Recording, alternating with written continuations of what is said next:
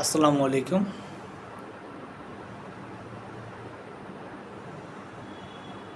সম্মানিত আমার দেশবাসী, আসলে অনেক দিন নিত্য প্রয়োজনীয় জিনিসের নিয়ে অনেক কথাবার্তা বলছি, বর্তমানে আবার বলার চেষ্টা করতেছি। আসলে আমার কাছে মানে বিভাগে ধরে জিনিসের যে দাম, সবজির বাজার, মুদি বাজার, যে কোনো সে জিনিসের দাম প্রচুর। আজকে বলার কারণ হলো, আজকে বাজার থেকে আসতেছি, এই টাইমে আমার যে রিক্সার ড্রাইভার যেটা করে নিয়ে আসতেছে আমাকে বলতেছে, মামা একটা কথা বলবো, আপনি শুনবেন? আমি বললাম, বলেন। বলতেছে, মামা আপনার এখান থেকে ভাড়াটা নিলে সবাই 60 টাকা দিয়ে আপনি হয়তো 80 টাকা বা 100 টাকা দেবেন। আমি বললাম, আপনি কেমন বুঝলেন আমি যে বেশি দেবো? কয় না, আমি জানি আপনি আসলে বেশি দেন, অনেকেও বলছে, আর আপনাকে আমি আরেকবার নিচ্ছি।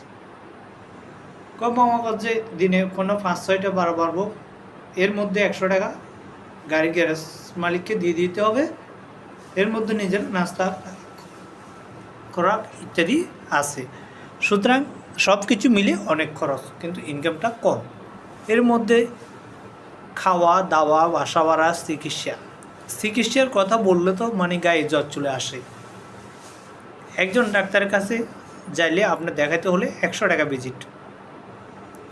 আসলে শিক্ষিত লোকের কাজগুলো দেখেন, 100 টাকা আর না 1000 টাকা ভিজিট।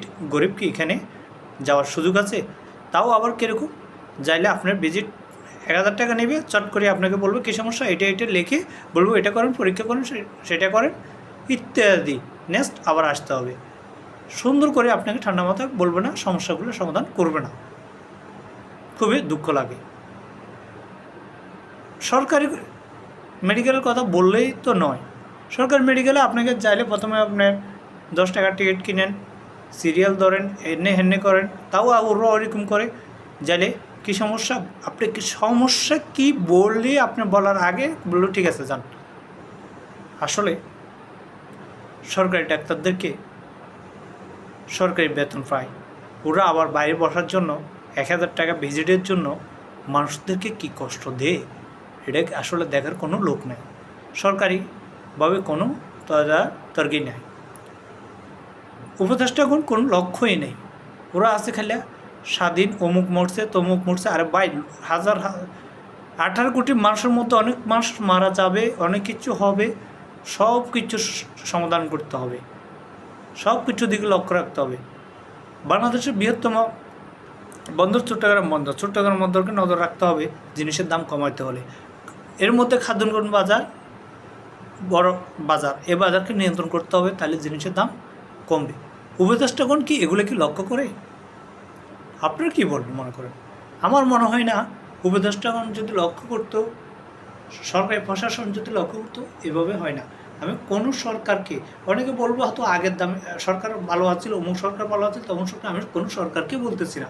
আমি বলছি যে টাইমে হোক, আমরা চাই সাধারণ মানুষ সুন্দরভাবে চলাফেরা, সুন্দরভাবে খাওয়া দাওয়া করে কোনোভাবে বাঁচতে পারে। এটাই বলে আজকের মতো বিদায় নিয়ে নিচ্ছি। আসসালামু আলাইকুম।